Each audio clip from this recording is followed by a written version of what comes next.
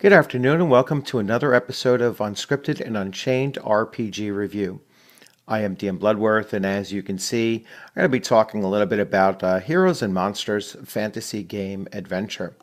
So I was first pointed towards this game in a previous video comment, and I was told that it's a step above or a step more complex than Four Against Darkness, although it's meant as a traditional role-playing game and not a solo uh, role-playing game. So I took a look at it and noticed that on drive-through, because people have been using the link in my channel, and I had about $4 worth of worth of credit, and so this was a little bit over $2, and so I certainly appreciate those of you that have been using the using the link in the comments section of my videos, because it does allow me to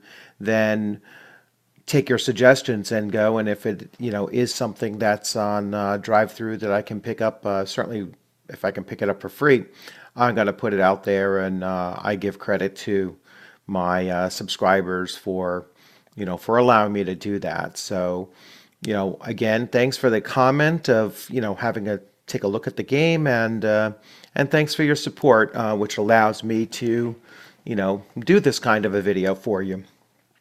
So I haven't played the game. I haven't actually even really gone through reading through it just yet. So the preview that I'm doing, I'm calling it a preview and not a review. The preview that I'm doing is you'll see it as I go through it, really for the first time. So let me get right to that, and we're going to switch. So I did the PDF version, obviously, and printed it out. And let me just make sure my camera is. So here's the front cover. A fairly nice front cover. I mean, I kind of like it. Kind of heavy on the red, but ink-wise, it's not too bad. Now, I do all of my printing for my books on a heavier weight paper.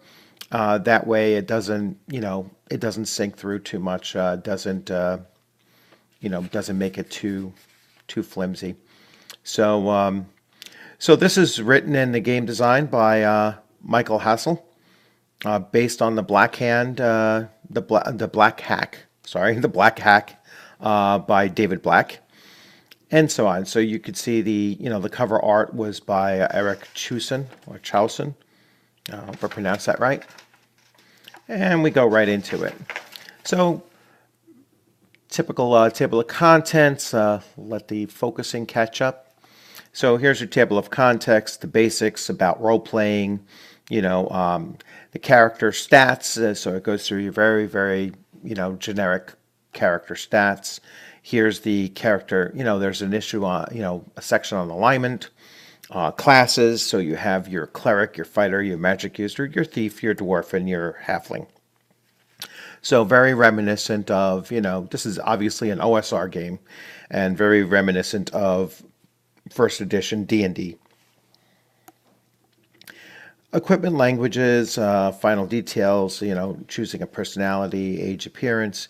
They go through a whole section on, equipment and armor, and everything is very, very basic, which you'll see here. So I'm going to skip over the introduction to basics of, role-playing, because quite honestly, if you're on this channel, you probably know a bit about role-playing. But if you haven't role-played before, it's always good to read these sections of these, of these various games, and it will make you familiar with, with the system. So stats, very, very basic, a strength, dexterity, constitution, intelligence, and wisdom, and charisma on this side. There was one thing I noticed when I was flipping through, that some of the formatting, some of the layout of the pages, I would have done a little bit differently, and you'll see that. So here's a 2-page layout for the cleric, and you have one page for the fighter. Magic user obviously is going to take up more than one page if they include their spells and stuff, but here is one page. Here is the thief that takes up a page and about a quarter, then or half. And then they start to dwarf here. I would have shifted this off of this page and had the dwarf on its own page, if at all possible, and I just don't like the fact that they took this little blurb here, and didn't just somehow fit it in over here, get rid of this wasted space. The dwarf is the only one that I see, or I had noticed was laid out that way. Actually, the halfling, looking at it, the halfling is kind of very similar setup. They should have done those two, a bit differently. That's a layout question. So final details in creating the character. I know I keep on shifting back and forth here.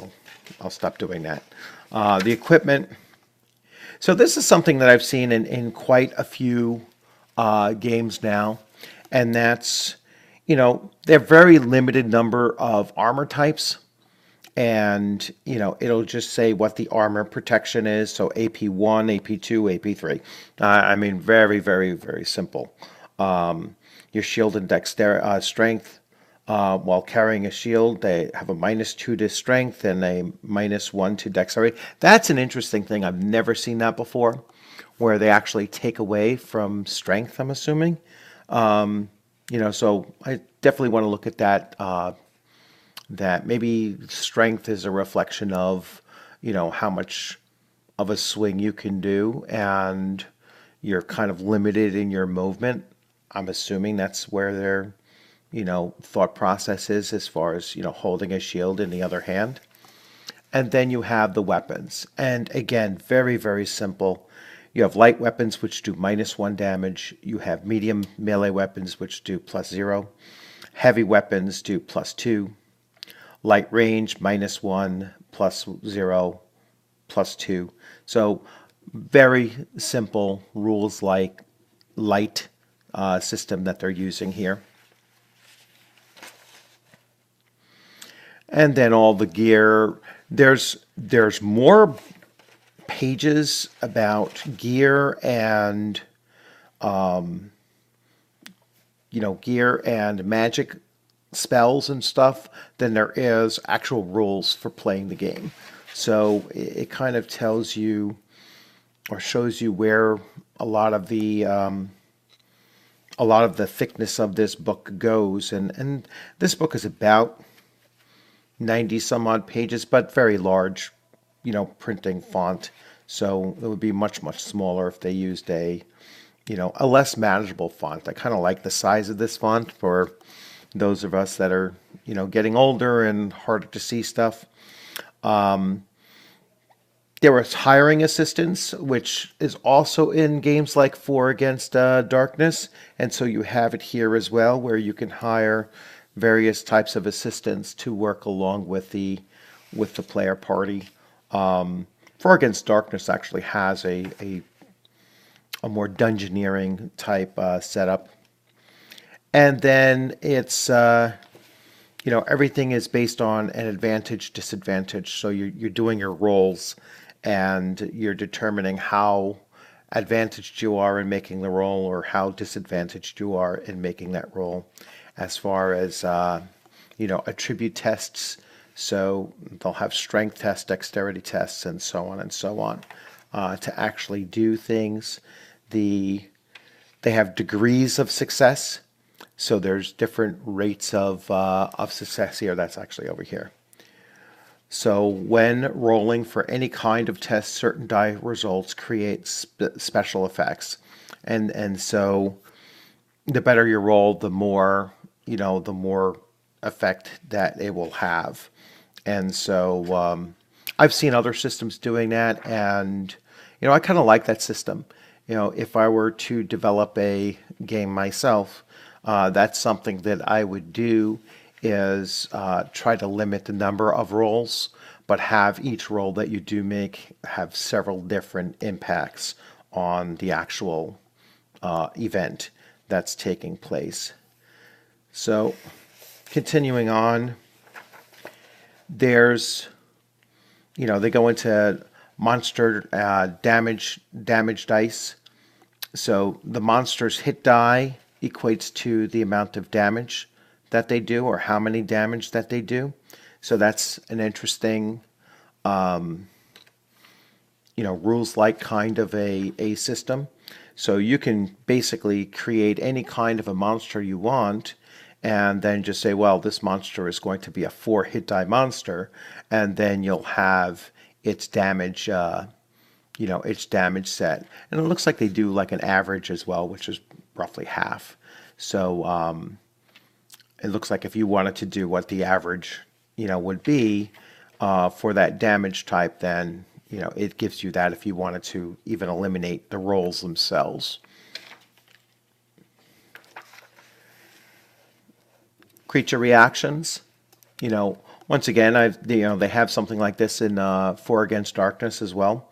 So you roll to see what the reaction is before the actual encounter takes place. Death and Dying, they have rules for Death and Dying. I'm on the other side, actually. Resting and Experience, gaining levels.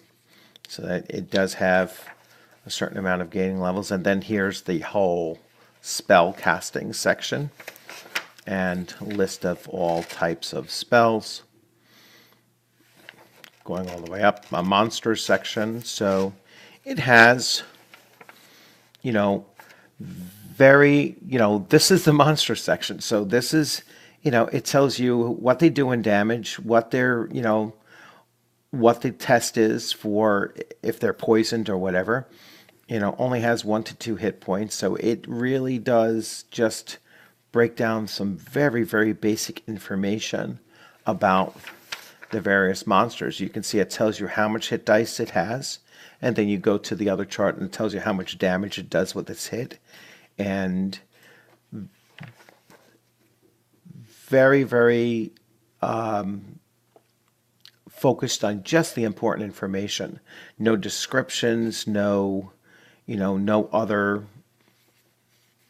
information is really necessary here. And I think that does make it easier to create your own monsters if you wanted to. And then we go into the adventure section.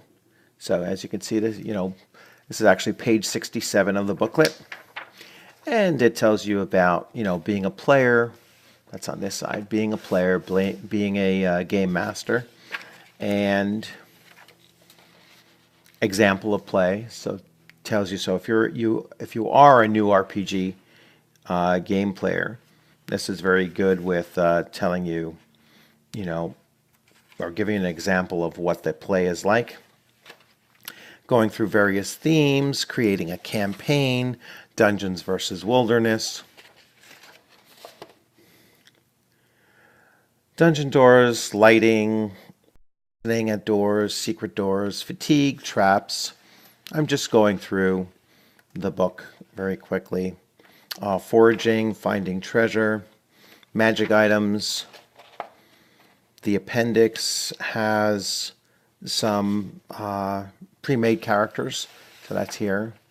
So Rune Priest, which is a dwarf fighter cleric, and it goes through his hit points and then his various abilities, his special features and such. And there he is. All right, then there's Nightshade, which is an elf mage thief. And there he is. Goes through what level of spells or, he would have, depending on the level that the character is. Master, who is a halfling. And